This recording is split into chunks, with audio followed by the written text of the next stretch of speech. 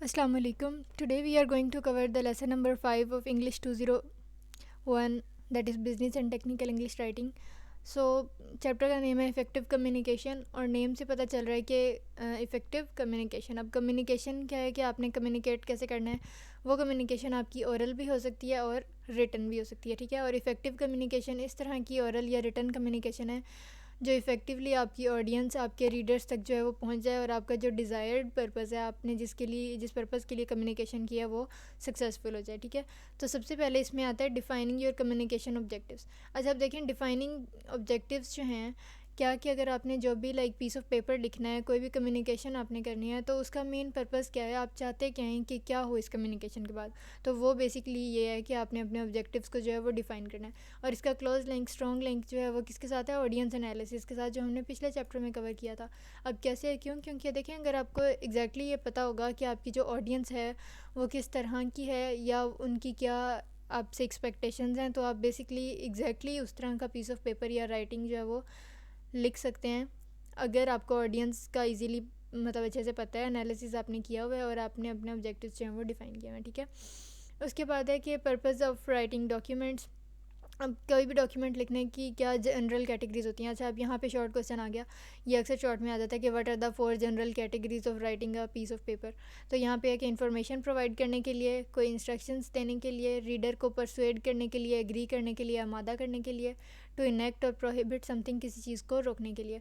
तो आपने जो है points to keep in mind while writing a document. अब कोई डॉक्यूमेंट हम अगर लिख रहे हैं तो हमने क्या क्या चीज़ें माइंड में रखनी है। अच्छा, अब देखें कोई भी पीस ऑफ पेपर है ना, उसको लिखने के दो पर्पज़ आपके पास हो सकते हैं। एक होता है एक्सप्लिसिट पर्पज़ और एक होता है इम्प्लिसिट।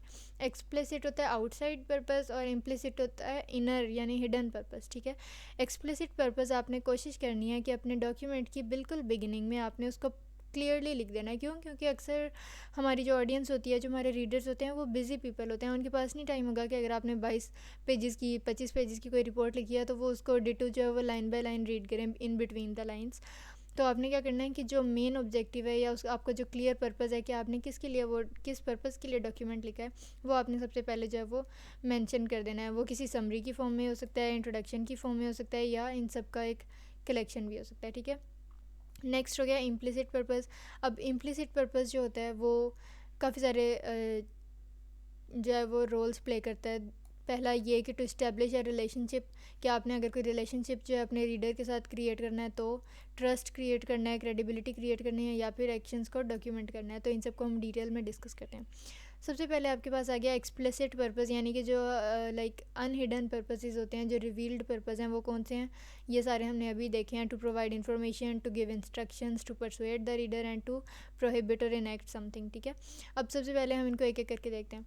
अच्छा, आप देखें अगर तो आपका कोई डॉक्यूमेंट है जो इन्फॉर्मेशन प्रोवाइड कर रहा है, तो इसकी कौन कौन सी टाइप्स हो सकती हैं।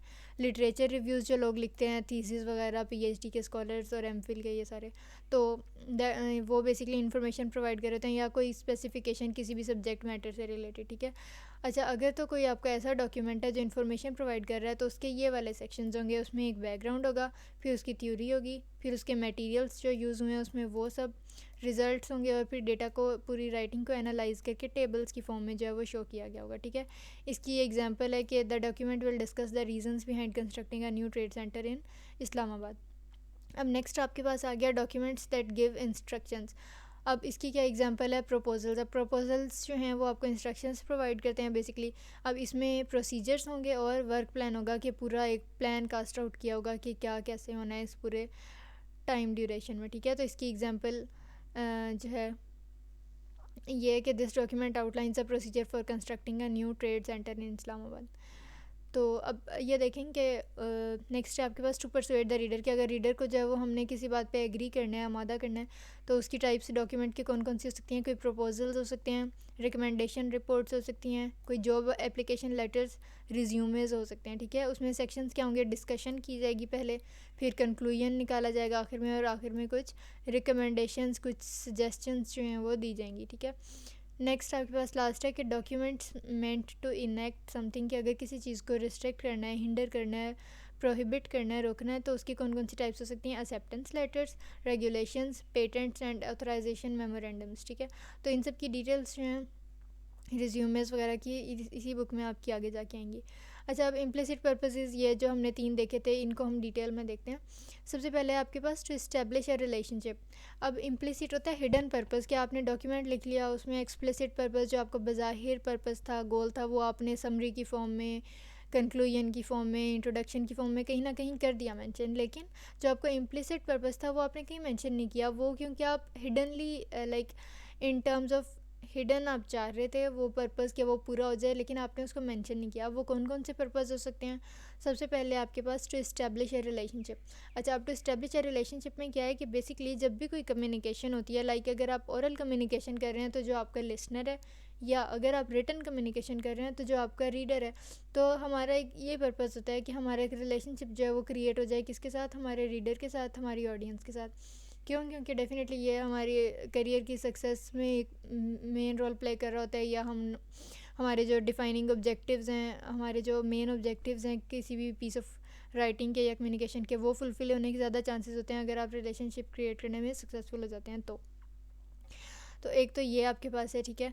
उसके बाद अब नेक्स्ट है to create trust and establish credibility. अब देखें कि अगर कोई ऐसा पॉइंट आता है, देखें यहाँ पे लिखा भी हुआ है कि if your reader begins to doubt your ability of और intent to analyse and shape the data with a minimum of distortion, the document will no longer be effective.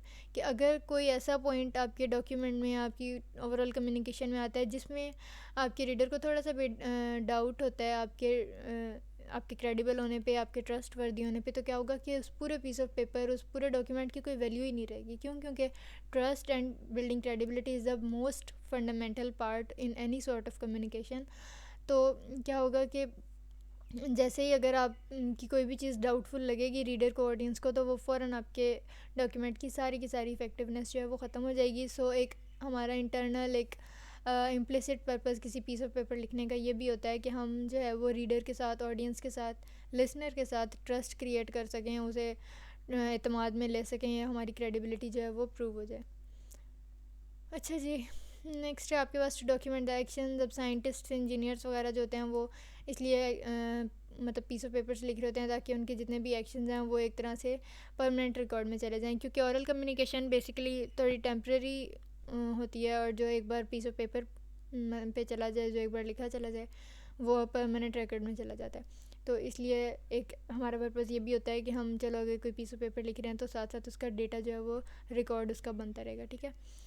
उसके अलावा स्टेटमेंट ऑफ ऑब्जेक्टिव क्या होती है? वो main idea, जैसे हमने English 101 में आपने देखा होगा कि मेन आइडिया होता है हमारे पूरे डॉक्यूमेंट लिखने का, वो एज आई मैंशनड के स्टार्ट में लिख दें कहीं पे भी इस तरह।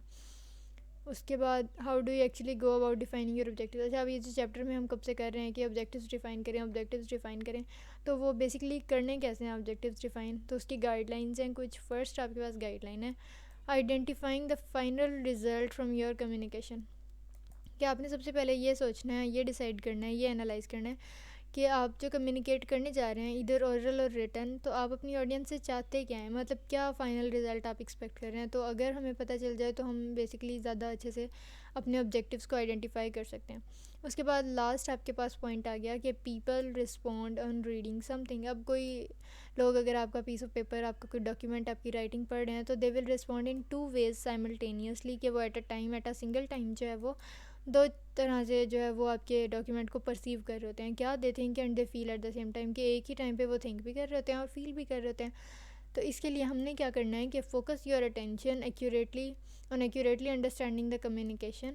कि आपने एग्जैक्टली जो है देखना है कि कौन सी कम्युनिकेशन आप डिलीवर करने जा रहे हैं, किस तरह की ऑडियंस को करने जा रहे हैं, और आपका रिक्वायर्ड पर्पस क्या है, और ऑडियंस आपसे क्या एक्सपेक्ट कर रही है।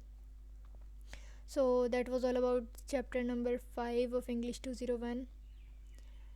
अगर कोई कन्फ्यूजन रह गई हो तो you can drop a comment, and if you are new to my channel then don't forget to subscribe and hit the bell icon. Thank you.